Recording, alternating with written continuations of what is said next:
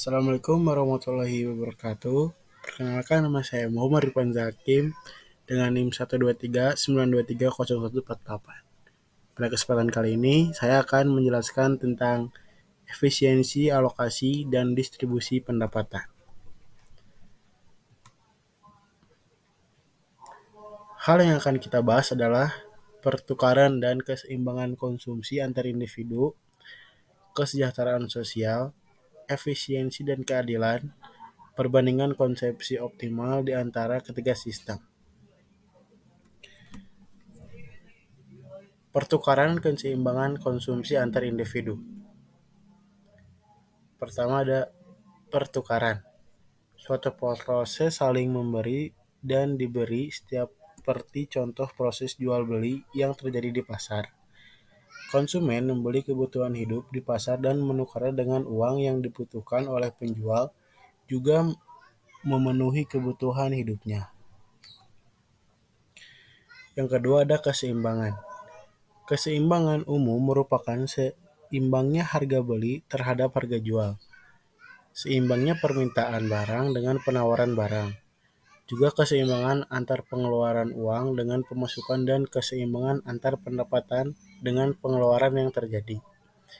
Keseimbangan umum atau equilibrium meliputi beberapa pasar yaitu pasar barang, pasar uang, pasar tenaga kerja, dan pasar modal. Jumlah-jumlah barang pada keadaan ini disebut kuantitas keseimbangan. Tingkat harga yang membentuk keadaan keseimbangan itu disebut harga keseimbangan. Yang ketiga ada pertukaran dan keseimbangan antar konsumen individu. Asumsi yang digunakan adalah ada dua individu yang mengonsumsi dua macam komoditas dengan total penawarannya tetap. Keseimbangan konsumsi tercapai ketika tingkat konsumsi untuk masing-masing konsumen telah optimal. Pada kondisi ini, bila salah satu konsumen meningkat konsumsinya, maka secara otomatis akan mengurangi konsumsi pihak kedua. Kesejahteraan sosial. Utility Possibility Frontier. Utility Possibility Frontier adalah konsep yang digunakan secara luas, secara dengan batas kemungkinan produksi yang lebih dikenal. Grafik menunjukkan jumlah maksimum utility seseorang berdasarkan setiap tingkat utility yang dicapai oleh semua orang dalam masyarakat. Selanjutnya ada Productive Possibility Frontier. Productive Possibility Curve atau kurva kemungkinan produksi adalah presentasi grafis dari jumlah produk yang berbeda yang bisa diproduksi oleh bisnis atau ekonomi berdasarkan pada sumber daya yang dimiliki. Kurva ini cukup membantu dalam mengilustrasikan trade-off antara menggunakan lebih banyak sumber daya dalam satu produk di atas lainnya. Selanjutnya ada kurva iso-welfare. Kurva iso-welfare adalah konsep dalam ekonomi kesejahteraan yang menggambarkan hubungan antara alokasi sumber daya dan distribusi kesejahteraan di masyarakat. Kurva ini menunjukkan kombinasi alokasi sumber daya yang menghasilkan tingkat kesejahteraan yang sama bagi semua individu dalam masyarakat, meskipun distribusi pendapatan atau kekayaan mungkin berbeda.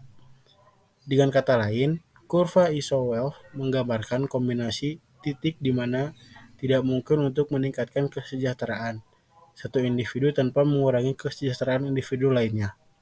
Ini merupakan salah satu analisis penting dalam pembahasan kebijakan ekonomi dan distribusi pendapatan. Selanjutnya ada Pareto efisiensi. Pareto efisiensi adalah konsep dalam ekonomi yang mengacu pada situasi di mana tidak mungkin untuk meningkatkan kesejahteraan satu individu tanpa mengurangi kesejahteraan individu lainnya. Dalam konteks ini, efisiensi Pareto dicapai ketika sumber daya alokasi sedemikian rupa sehingga tidak mungkin untuk meningkatkan kesejahteraan seseorang tanpa mengurangi kesejahteraan orang lain. Artinya, Tidak ada cara untuk membuat seseorang lebih baik tanpa membuat orang lain menjadi lebih buruk. Efisiensi Pareto muncul ketika tidak ada kesempatan untuk memperbaiki alokasi sumber daya tanpa merugikan setidaknya satu individu. Ini tidak berarti bahwa setiap orang mencapai tingkat kesejahteraan yang sama, tetapi bahwa alokasi sumber daya sudah mencapai titik di mana tidak ada perdagangan yang mungkin lagi untuk meningkatkan kesejahteraan seseorang tanpa mengorbankan kesejahteraan orang lain. Selanjutnya ada efisiensi dan keadilan. Efisiensi adalah perbandingan antar input dan output, di mana input digunakan tepat dan sebaik mungkin untuk memperoleh output yang terbaik. Efisiensi alokasi menjelaskan bahwa bila semua sumber daya yang ada habis teralokasi, maka akan mencapai alokasi yang efisien. Tetapi tidak dapat dikatakan bahwa alokasi tersebut adil. Para ekonom konvensional berbeda pendapat dengan distribusi yang adil. Yang pertama ada konsep egalitarian, adalah barang yang diterima pada setiap orang dalam kelompok masyarakat jumlahnya sama. Yang kedua ada konsep Rawlsian, adalah maksimalkan utility orang paling miskin. Yang ketiga ada konsep utilitarian, adalah memaksimalkan total utility dari setiap orang dalam kelompok masyarakat. Yang keempat ada konsep market oriented, adalah hasil pertukaran melalui mekanisme pasar adalah yang paling adil dalam konsep ekonomi Islam. Adil adalah tidak menzolimi dan tidak dizolimi. Bisa jadi sama rasa, sama rata. Tidak adil dalam pandangan Islam karena memberikan insentif bagi orang yang bekerja keras.